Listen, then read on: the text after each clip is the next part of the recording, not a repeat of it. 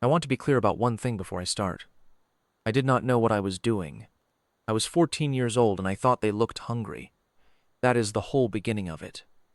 Whatever the Rethkai Territorial Provision Councils has since written in their official records about the founding of the cold weather garrison right at the Solace farmstead, the actual beginning was a 14-year-old girl throwing a chunk of leftover grain loaf over the back fence because 3 juvenile predator warriors were sitting in the lower pasture looking thin and miserable in the first cold rain of the season. I am saying this for the record. I understand the inquiry board has received the Rethkai documentation. I have read some of it. The Rethkai write things very formally, and the formal version of what happened makes it sound deliberate, like my mother and I understood what we were establishing. We did not. My mother told me to stop feeding them the second time I did it. She was not wrong to tell me that. I want the board to be clear that the original act was not a strategy or a diplomatic overture.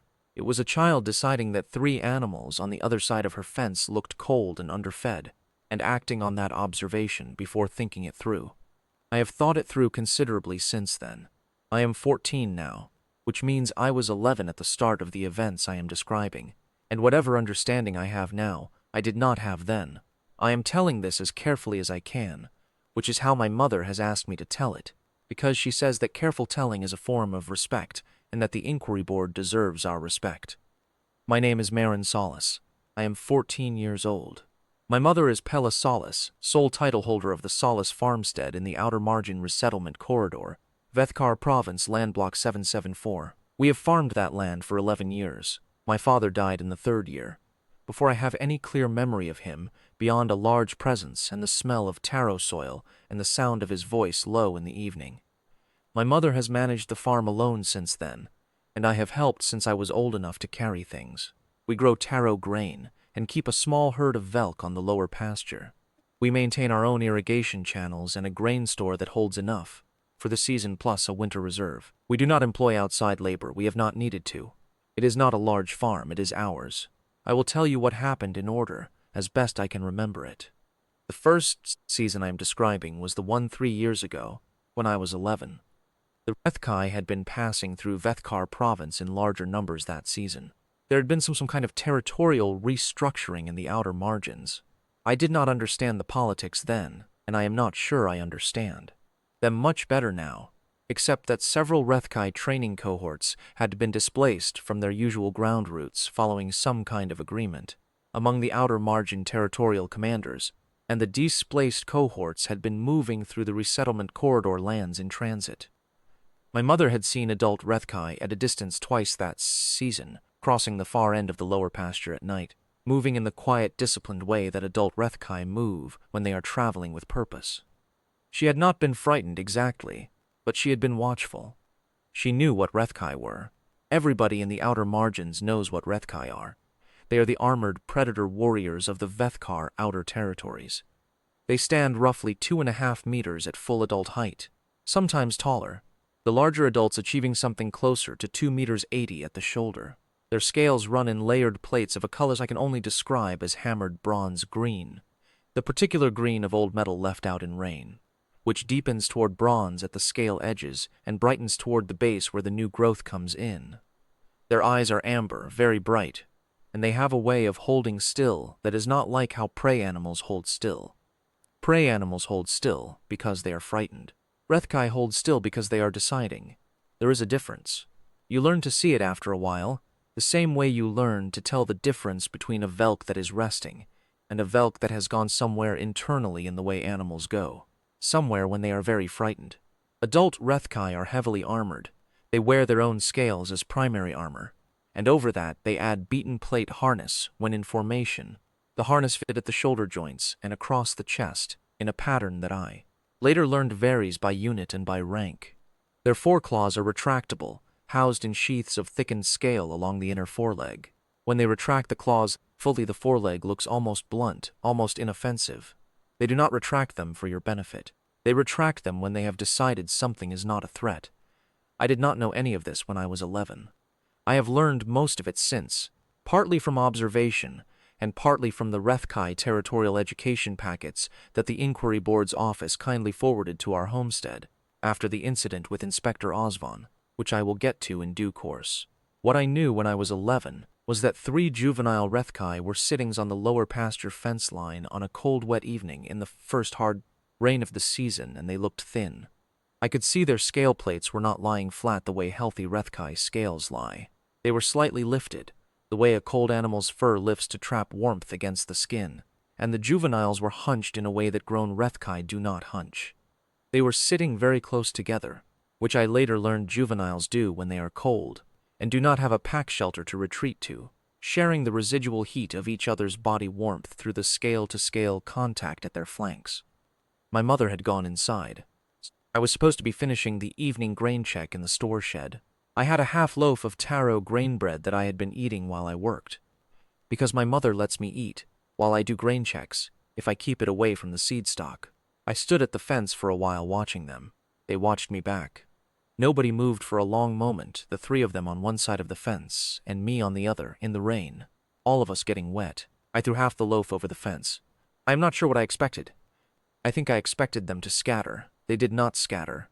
The smallest one, the one I later named Harold, leaned forward and picked up the piece of grain loaf very carefully with the tip of one foreclaw, turned it over once as though assessing it, and ate it. The other 2 watched him while he ate. Then the middle one, Vorn, picked up the second piece. The largest, Setch, did not eat. He watched me. He watched me with the full amber attention of something that was calibrating a situation, not with the blank, open look of an animal investigating food, but with a focused directional attention that went from my face to my hands to the store shed door and back to my face. I went inside and did not tell my mother. The next evening they were at the fence line again. I had not thought about whether I would bring them anything, and then I found myself standing at the store shed looking at the grain loaf and thinking about it, and I cut another piece and carried it out. This time I walked up to the fence instead of throwing from a distance. My mother saw me through the kitchen window. She came out onto the back porch. She looked at the 3 juveniles. She looked at me. She looked at the grain loaf in my hand. She said, in the particular calm voice she uses when she is being serious and expects to be heard, "Marin, do not feed them," I said. "They look hungry." My mother said, "They are juvenile Rethkai. Their pack will provide for them," I said. "Their pack sent them away. I don't think they have a pack right now." My mother was quiet for a moment. She is not a person who makes rapid decisions, and she has taught me by example to be the same way. She looked at the 3 juveniles at the fence for a long moment. I could see her reading them the way she reads the Velk when she is assessing their health. The scale plates lifted at the shoulder joints, the close huddled posture, absence of any of the confident stillness that well-fed, pack-supported juveniles would have carried. Setch was watching her now, not me. Haral was watching me. Vorn was watching the grain loaf with an open focus that was the most purely uncomplicated thing any of the 3 had done yet. My mother said, "Marin, if you feed them again, they will come back every evening," I said. "I know." She went inside. She did not tell me to stop again. I want to be precise about what my mother knew and what she did not know, because I think it matters for this inquiry. My mother knew that Rethkai Jaminsals who had been separated from their training cohort were in a precarious situation. Expelled juveniles were either reclaimed by their birth pack, absorbed into another cohort, or, in the cases where neither happened, left to manage on their own through the cold season, which was hard on any young animal and harder on Rethkai juveniles, who were not built for solitude. She knew, better than I did, that feeding them could establish an ongoing relationship with animals that weighed approximately 300 kilograms each at their current size, and would weigh considerably more when fully grown, and that were classified as apex territorial predators under both authority wildlife guidelines and common outer margin knowledge. She knew that was not without risk. What she did not know, what neither of us knew, was that what I was doing had a name in Rethkai territorial doctrine. The voluntary provision of food to displaced juveniles by a non-Rethkai party constitutes what the Rethkai call a ration bond. I did not know this word until 14 months later, when the first formal Rethkai greeting delegation arrived at our front gate and presented my mother with a territorial registration document. By that point, Setch, Vorn, and Harold had been coming to the back porch every evening for more than a year, and the farm had changed in ways I was still in the process of understanding. Let me describe how the first season went. The 3 juveniles came every evening. I fed them grain loaf because that is what we had in abundance, and what I was authorized to portion without my mother's direct oversight. Grain loaf, for the record, is taro grain pressed with water and a small measure of dried velk fat and baked into dense loaves that keep well in cold storage and that we eat ourselves as a staple. It is not a delicacy, it is plain farm food. I mention this because the Rethkai documentation refers to the provisioning grain loaf in formal terms that make it sound more ceremonial than it was. It was just bread. I learned quickly that they had preferences. Harold would eat nearly anything, and did so with uncomplicated enthusiasm. The way young animals eat when they are genuinely hungry and not yet old enough to have developed preferences. Vorn preferred the pieces with taro seeds still visible in the crust, and would work around a piece to eat the seed-dense edges before the center, which struck me as a sophisticated preference for an animal I had assumed sate whatever was available. Setch did not beg. Setch waited for me to set a piece on the fence post, and then he would take it at his own timing, not immediately, not after a long delay, but at the moment that appeared to suit him, without appearing to rush, and without appearing to be hungry, even when I could see from the way his scale plates lifted, at the shoulders, that he was cold, and had been out in the rain for hours. I started bringing them out at the same time every evening. I did not make a decision to do this. It just became the thing I did after the grain check and before supper. My mother noticed. She said nothing about it for 2 weeks, and then she said, "You are keeping a schedule." I said yes. She said, "They know your schedule." I said I know. She looked at the window toward the back fence and said, "All right," and did not say anything else. By the 4th week, Setch was not sitting at the fence line when I came out in the evening. Was sitting inside the lower pasture, on our side of the fence, approximately 30 meters back from the boundary, at the edge of the pasture grass where it gives way to packed dirt near the store shed. He was not close to the house. He had not broken through the fence or jumped it. I checked the fence line thoroughly the first time I found him inside the pasture and found no breaks. We found the entry point 2 days later, a place on the northwest corner where 2 fence boards had been carefully removed and then put back, the boards replaced in their brackets without damage, the bracket pins replaced in the correct holes. Setch had let himself in and then replaced the boards behind him. My mother found this detail funnier than I expected her to. She showed me the replaced boards, inspecting the bracket pins and the boards themselves for any stress marks, and then she stood back and looked at the spot and said, "That one is polite." It was the first time I heard her speak about any of them with something that approached warmth. She said it in the same tone she uses when she is pleased with a tool that has done its job correctly, which in my mother's lexicon is genuine appreciation. I remembered it. Through the remainder of that first cold season, Setch began sitting different from positions around the farm in the evenings, always outside the buildings, always at a distance from the velk that seemed calibrated not to disturb them, but in positions I gradually came to recognize as deliberate rather than random. He was at the north corner of the grain store shed most nights, where there was a clear sight line to the main track in. He was at the top of the lower pasture slope on the nights when the wind came from the northeast, which is the direction from which nearest resettlement track approaches our land.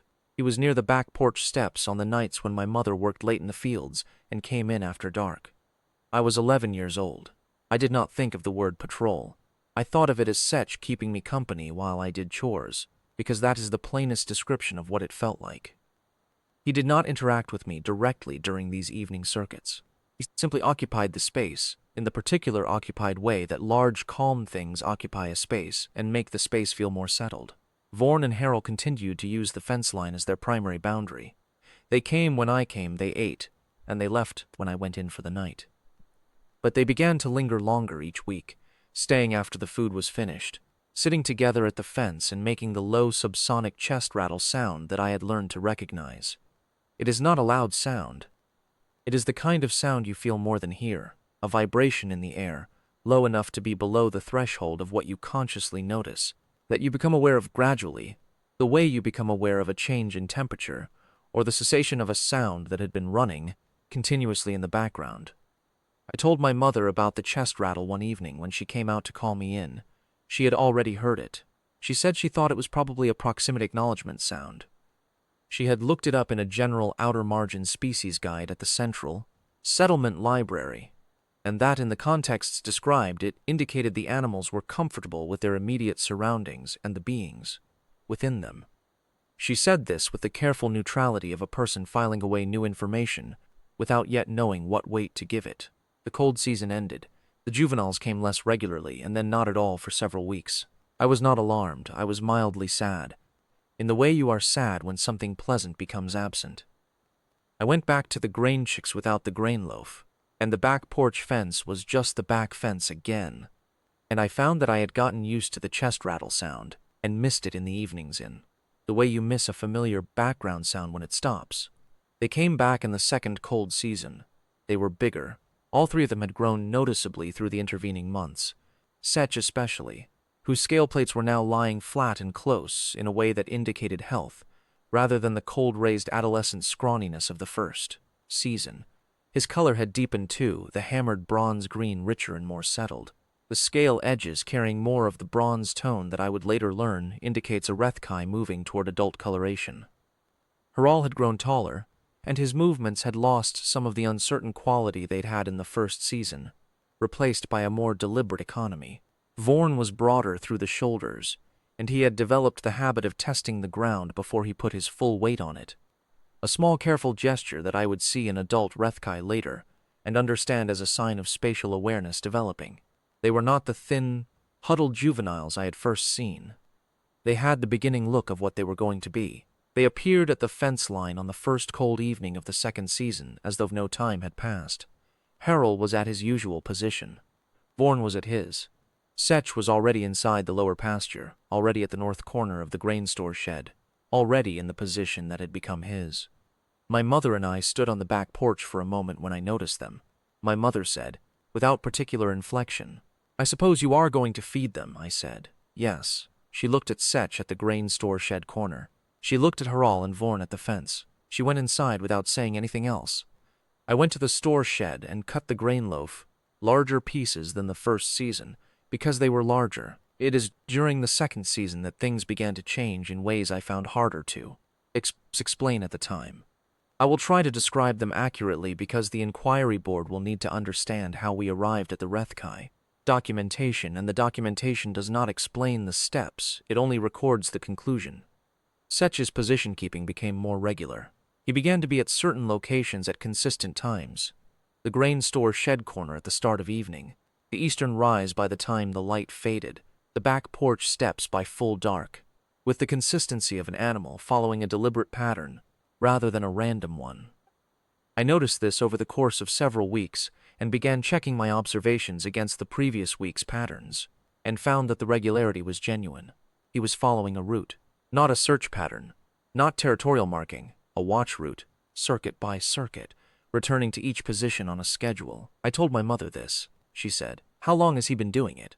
I told her my best estimate was since the second week of the season. She nodded and said, "He was probably doing it last season too, and we were not paying close enough attention to see it." I thought about this and thought she was probably right. Then she said, "Do you know why he is doing the eastern rise?" I said. "Because you work late out there sometimes."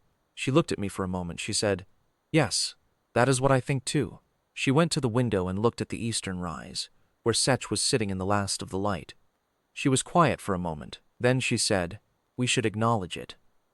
The next evening she began leaving a second piece of grain loaf at the north corner of the grain store shed before she came inside for the night, set on the fence post at the pasture gate, the post that was nearest to the position Setch occupied when he came off the eastern rise.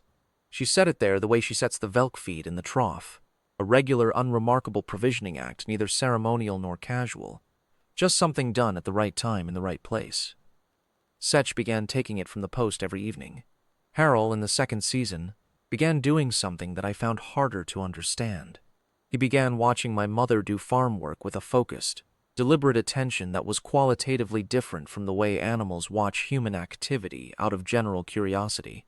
He would position himself near whatever she was working on, not in her way, not close enough to impede her, and observe with the careful directed attention of someone learning a procedure.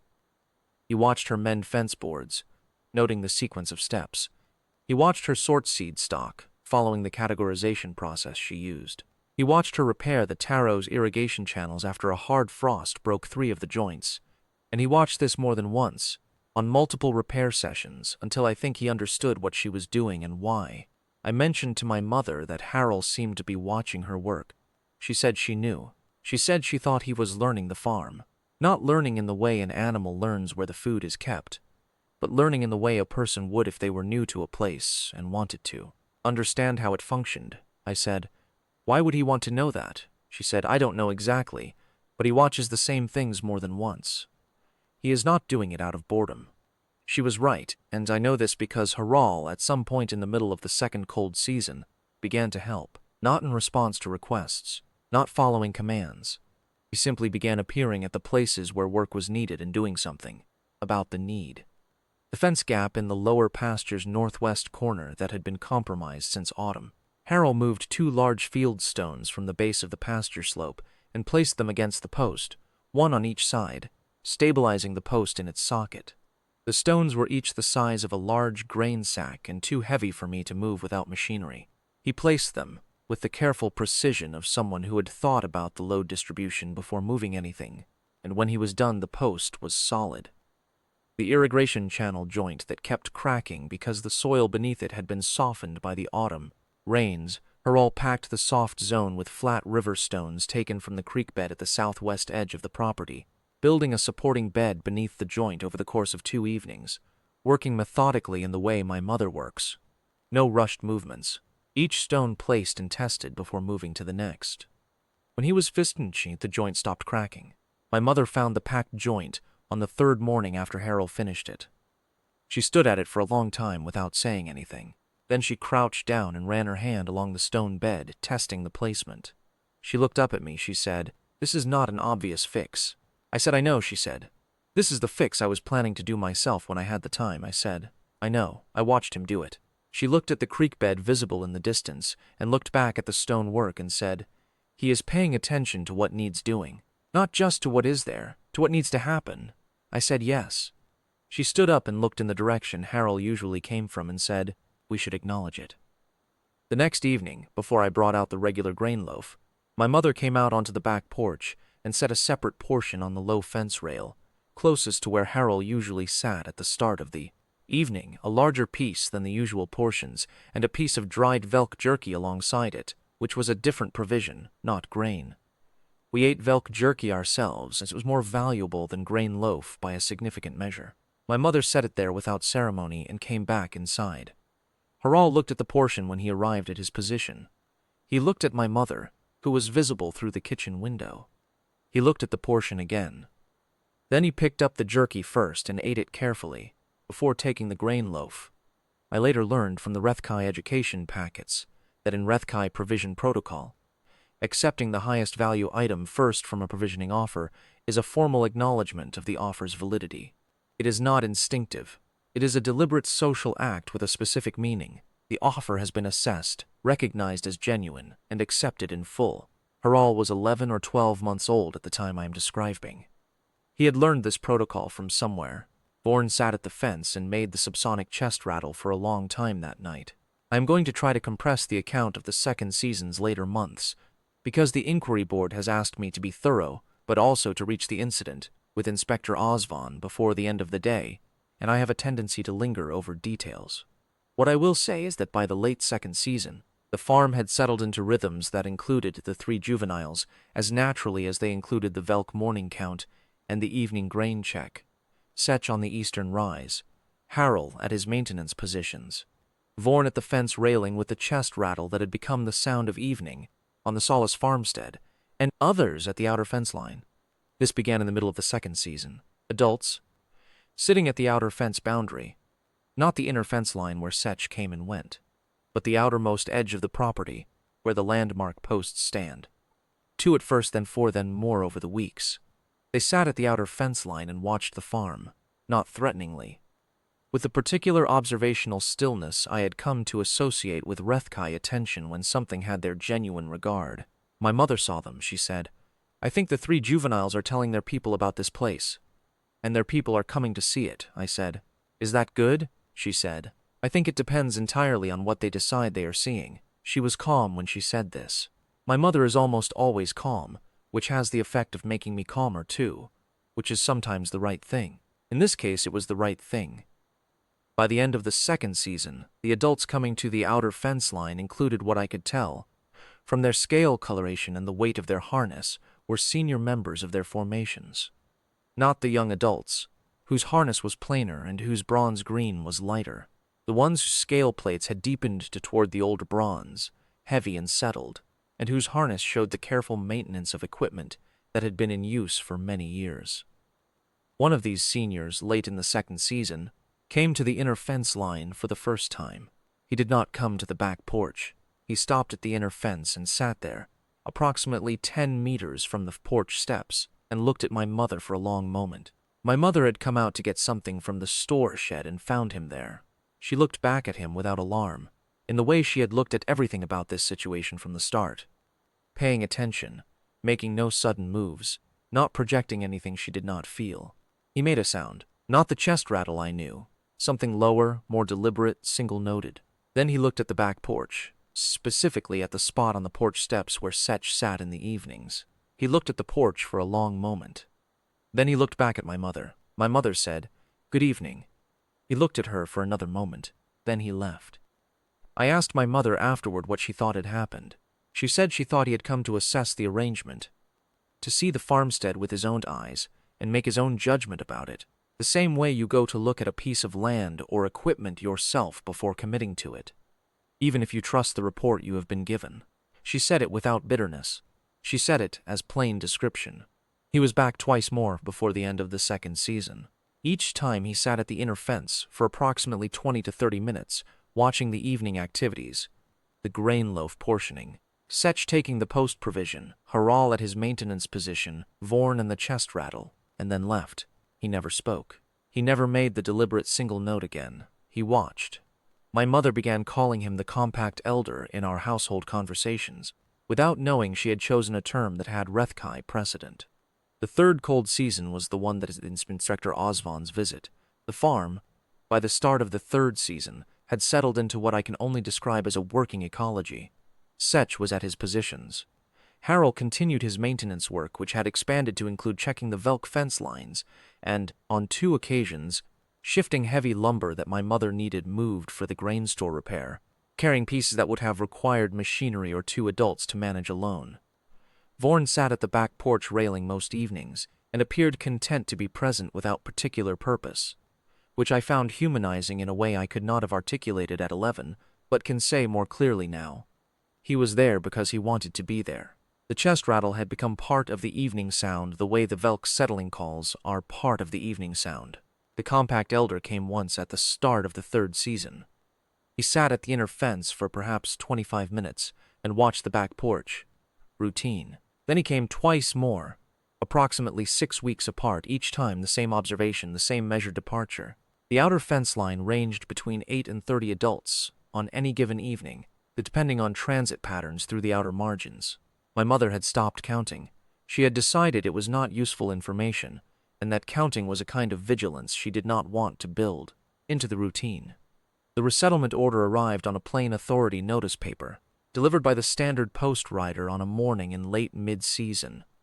My mother read it twice at the kitchen table and set it down. It stated that the Solace farmstead, land block 774, had been reclassified under the outer margin resettlement corridor expansion program and that the property would be reclaimed by the authority under standard agrarian land transfer provisions. The effective date was standard 30-day notice from the date of the order. An inspector would arrive within the notice period to begin the intake assessment and transfer documentation. My mother read it a third time. Then she looked out the kitchen window toward the back porch. It was late afternoon. Setch was not at the porch steps yet. It was too early. He was on the eastern rise. She could see him from the kitchen window if she leaned slightly to the right, which she did for a moment. She said, "To no one in particular, I see." She wrote a formal letter of objection to the authority office in Vethkar Central Settlement, citing the 11-year farming tenure, the absence of back provision payments she was owed under the Standard Agrarian Settlement Compact, and several procedural irregularities in the reclassification notice. She sent it by the next post rider. She did not mention the Rethkai in the letter, because at that point, she did not know they were relevant to the authority's jurisdiction question. What we did not know was that the compact elder had received notification of the resettlement order. I do not know the mechanism by which he received it. The Rethkai Territorial Registry monitors changes to outer margin land classifications through a system that predates the authority's own monitoring infrastructure, and changes to registered sites are apparently flagged to the relevant territorial senior.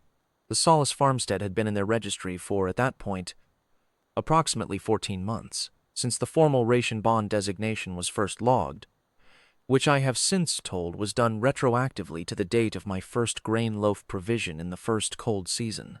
The compact elder came to the inner fence line 4 days after the resettlement notice arrived. He sat there for much longer than usual. Nearly an hour, I think, though I was not watching the clock and am giving an estimate. He looked at everything: the grain store, the taro rows in their end-of-season state, the velk in the lower pasture, the back porch and its posts, and the railing where Vorn sat. The post at the pasture gate where Setch's evening provision was set. All of it, piece by piece, slowly. My mother came out and stood on the back porch when she noticed him. She stood and looked at him without speaking. He looked at her. Then he looked at the farm again. Then he looked at Setch on the eastern rise. Setch returned the look. Something passed between them that I could not decode. Some information exchanged at a register I was not equipped to read. Then the compact elder made the deliberate single note again, lower and longer than I had heard it before, and then 2 more sounds beneath it, complex and layered, that I did not know. He was not speaking to my mother. He appeared to be speaking to himself, or making some internal formal notation, the way my mother sometimes says the name of a thing she is deciding while she looks at it, not for anyone else's benefit, but to make the decision solid. Then he left. My mother stood on the back porch for a moment after he went. She said, "I think something is happening that has nothing to do with us," I said. "What do you mean?" she said. "I think he is doing something official. I think this is not him visiting. I think this is him inspecting." She was right. 14 days before Inspector Osvan was due to arrive, a formal Rethkai territorial registration document arrived at the Solace farmstead by Rethkai courier. One of the younger adults who had occasionally been at the outer fence line, wearing a formal dispatch harness I had not seen before, who presented the document to my mother at the front gate with a recitation in Rethkai, and then waited while she acknowledged receipt. A translation pack arrived by the same courier, which was thoughtful. The translation pack was 6 pages. My mother read all of it at the kitchen table that evening, slowly, starting from the beginning 3 times. I sat at the other end of the table and waited. She set it down eventually and looked at the window and was quiet for a moment. Then she said, "The Solace farmstead, land block 774, has been entered into the Rethkai Territorial Registry as a cold weather garrison site under the Rethkai Territorial Provision Doctrine, subsection Extended Ration Bond, with the founding date recorded as the date of the first grain loaf provision at this location, which the registry specifies as approximately 3 years prior." She paused. She said, "Cold weather garrison status under Extended Ration Bond designation carries territorial protection status under Rethkai Compact Law. The Compact Law predates the Resettlement Authority Charter by 412 years. Any claim under a jurisdiction of lesser historical standing is subject to Compact Law review before it can be actioned. The review process is conducted by the Rethkai Territorial Provision Council. The minimum review period is 120 days. She paused again. I said, "What does that mean in plain terms?" She said, "It means that this farm has been a Rethkai military installation since the first evening you threw grain loaf over the back fence." She was quiet for a moment. Then she said very carefully, "They turned your grain loaf into doctrine," I said. "My grain loaf," she said, "yours and mine. The Provisioning Act requires both the offer and the continuation." "You initiated," I continued. "The compound provision over multiple seasonal cycles is what established the ration bond. The registry records both of us." I looked at the translation pack. I said, "Are they going to stop the inspector?" My mother said, "The document says they have already filed the Compact Law designation with the authority's Outer Margin Administrative Office, which the Rethkai have been doing for 400 years whenever a Compact Law question arises. The authority office is required to acknowledge the filing before any intake assessment proceeds." She picked up the translation pack and read one section again. Then she said, "Inspector Osvan is going to have a very interesting morning." In the days between the translation pack's arrival and the inspector's visit, I read the translation pack myself. My mother had left it on the kitchen table, and I read it over 2 evenings. working through the formal language with the help of the authorities' outer margin species glossary that we kept on the shelf. The glossary was old and did not have all the terms, but it had enough. I want to include some of what I read because the inquiry board may not have seen the Rethkai Territorial Provision Doctrine in plain language translation, and I think it is relevant to understanding what happened with Inspector Osvan. The Cold Weather Garrison designation is one of several categories of protected site in Rethkai Compact law. The name is older than the current meaning. The translation pack's footnotes explain that it originated in a period when Rethkai pack groups sheltered during seasonal cold in specific locations that were maintained by local non-Rethkai farming communities in the outer territories. The communities would set out food and leave the shelter structures unblocked, and the Rethkai would use those structures during the worst of the cold season, without harming the community's livestock or disrupting their fields. Over time, the arrangement was formalized into doctrine. A site where a non-Rethkai community had provisioned a Rethkai pack group over multiple seasonal cycles was registered as a cold weather garrison and given territorial protection status, which meant other Rethkai groups acknowledged the farming community's claim on that land, and the farming community could not be displaced from it without the formal review of the Territorial Provision Council. 400 years ago, this was a practical mutual arrangement for outer territory survival. The farming communities had surplus food. The Rethkai packs had territorial standing and predator deterrence. The compact worked because both parties held up their end without formal agreement, just by showing up, season after season, in the same place, providing and receiving in a consistent and reliable way.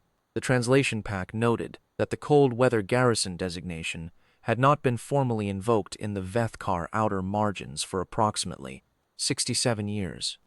The last registered garrison site in this region had been a Velk farming collective in the northern corridor that had maintained provisioning relationships with a Rethkai pack group for 11 seasonal cycles before both parties' descendants eventually moved to central settlements. The registered train remained in the Rethkai registry. The farm no longer existed. I read this and thought, 67 years. And before that, how many more? Going back to when the outer margins were first settled by farmers who had no relationship with the authority at all, only with the land and the things that lived on it, and the arrangements that made survival possible. I read the section on extended ration bonds separately, twice. The extended ration bond is a specific subcategory of the cold weather garrison designation that applies when the provisioning party is not a formally recognized community, but an individual household. The Founding Act requirements are a provision of food made voluntarily to Rethkai juveniles or adults in circumstances of genuine scarcity, not as a trade or transaction, but as a unilateral act with no stated expectation of return. The continuation requirement is, the provision must be maintained on a consistent schedule over at minimum 2 full seasonal cycles, by the same household or its members, without discontinuation except in cases of documented hardship. The compound provision requirement is, the Founding Act and the continuation must both be willingly performed. If the founding member and a different household member share the provisioning across seasonal cycles, both are registered as provisioning officers. I sat with this for a while at the kitchen table. The Founding Act. A 14-year-old girl throwing grain loaf over a fence on a cold evening, with no expectation of anything. The continuation. Her mother setting a piece of grain loaf at the pasture's gatepost every evening, for 2 seasons and part of a third, because she had seen Setch keeping watch and decided to acknowledge it. No negotiation, no agreement. Just showing up, evening after evening, in the same place, with the same practical care. I thought about what my mother had said. I do not think it was the grain loaf. I thought I understood better now what she meant. It was not the grain itself, it was the reliability of it. The fact that it was there every evening, in the same place, set without ceremony by a person who expected nothing back except the sound of the chest rattle in the dark. You can feed an animal once and it will take the food. You can feed it every day for 3 years and it will understand something completely different about you. My mother found me reading the translation pack on the second evening and sat down across from me. She said, "What are you thinking about?" I said. "I am thinking about how they knew we were not going to stop," she said. "What do you mean?" I said. "The bond requires 2 full seasonal cycles minimum. They could have logged it after the first cycle. They waited until the end of the second and into the third. They were checking that we were going to keep doing it." My mother looked at me for a moment and then said, "Yes, I think that is exactly right, I said. And the compact elder's visits, she said. This inspections, I said. He was verifying the provision. Not just looking at the farm. He was checking that the provision was still consistent, that we had not changed our approach. My mother was quiet for a moment, she said. I think we passed something. I think the document arriving when it did was not coincidental. I think the timing of it, after 3 full seasonal cycles, just before a threat to the farm appeared, was deliberate. I thought about this for several days in the quiet of the farm in the evenings, with the chest rattle in the air, and Setch on the eastern rise and Harral at his positions, and the smell of taro grain in the cold. I thought about 400 years of farming communities in the outer margins, setting out food in the cold season for pack animals that could have killed them, and the pack animals accepting the food and leaving the livestock alone, and the arrangement persisting across generations, because both parties understood something practical and true about each other. I thought about my mother and her careful, unremarkable provisioning of the post at the pasture gate. I thought about Harral packing stones around the irrigation joint in the dark. I thought, this has been happening for a long time. We just did not know we were doing it. Inspector Threll Osvan arrived at the start of a clear, cold morning, 11 days after the translation pack arrived. He came in a standard authority ground transport, mid-range, gray, clean, with a second transport carrying 2 junior staff behind him. He came up the main track at a deliberate and professional pace, which is the pace of a person who does his job carefully and expects the process to proceed according to its normal shape. He had his intake forms in a binder. He was, from what I could see from the upper window, a man of approximately 40 years, neat in his authority field jacket, with the particular focused calm of someone who processes outer margin resettlement assessments with regularity, and has done this many times. The farmhouse was ringed by 47 Rethkai. I want to be accurate about the count because it did count them. That morning, from the upper window before the transport came up the track. 21 at the outer fence line, spread at regular intervals that were not random. They were spaced, I realized, with the consistent gaps of a formation, not the irregular clustering of animals drawn to a point of interest. 11 at the inner fence line, in a second formation inside the first. At the back porch, Setch at the top of the porch steps, Vorn at the railing post, Harral at the northwest porch corner. 6 adults I had not seen in those positions before, occupying the remaining porch rail sections in an arrangement that was clearly deliberate. The porch was, I understood then, a position, and the position was staffed. 4 on the eastern rise, including the compact elder. 3 at the northwest corner near Harral's traditional maintenance position. None of them were moving. The farm was completely still, in the particular quality of stillness that 47 Rethkai in decided positions creates. Not tense, not aggressive, simply completely and absolutely present. Inspector Osvan's transport slowed and stopped approximately 30 meters from the main gate. He sat in the transport. I watched him through the window for a long moment. He was looking at the farmhouse and the fence lines and the formations around them, his head moving slowly, taking inventory the way a careful person takes inventory of a new situation. He was not panicking. I will say that for the record. He did not panic. He looked at the 47 Rethkai with the expression of a man revising his understanding of the day he had expected to have. My mother came through the kitchen below me and out the front door and down the front path. She opened the main gate herself. She was wearing her working clothes, farm fatigues, her good boots, the jacket she wears for formal occasions that is the same jacket as her work. Jacket except it has no mend on the left elbow. She had her hair pinned up. She looked exactly like a farmer who had come out to receive an expected official caller. Inspector Osvan got out of his transport. He had his binder. He walked to the gate and introduced himself and stated his purpose with full professional composure. He was admirably composed. I want that noted. My mother introduced herself and said she had been expecting him, and that she hoped the drive had not been too difficult. He said the drive had been fine. He said he had some questions about a territorial registration document his office had received. My mother said she thought he probably did. He looked at the farmhouse, he looked at the formations, he looked at the back porch, where Setch was at the top of the steps, amber eyes level, scale plates fully settled, and flat against the body in the way they settle when a Rethkai has decided on its position and intends to hold it. 4 claw sheaths closed and visible along the inner forelegs, Inspector Osvan said. The document received by my office indicates this property carries cold weather garrison status under Rethkai compact law. my mother said. That is my understanding as well, he said. The compact law designation predates the Resettlement Authority Charter, my mother said, by 412 years, according to the translation pack. He looked at his binder. He looked at the forms inside it, he said. The basis for the garrison designation is recorded as an extended ration bond, established at this location over a period of 3 seasonal cycles. My mother said, yes, he said, and the provisioning act that established the bond, he checked the documentation, originated with a household member, of the farming tenure at this farmstead beginning approximately 3 years prior. My mother said yes, my daughter.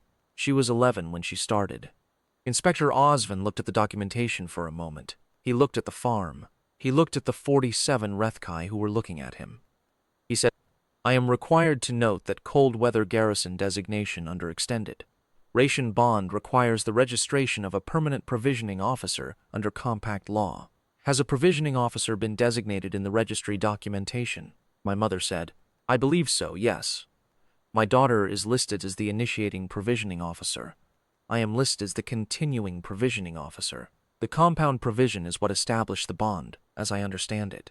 He said, your daughter, she said. She was 11. She started them on grain loaf because they looked hungry. Inspector Osvon looked at his documentation for a slightly longer moment than before. He looked at the farm again.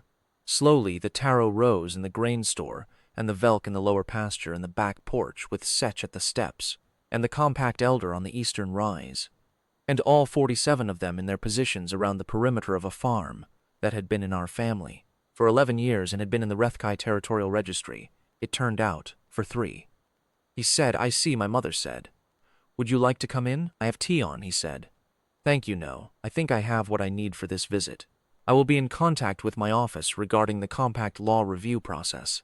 He walked back to his transport. He walked at the same pace he had walked at coming to the gate.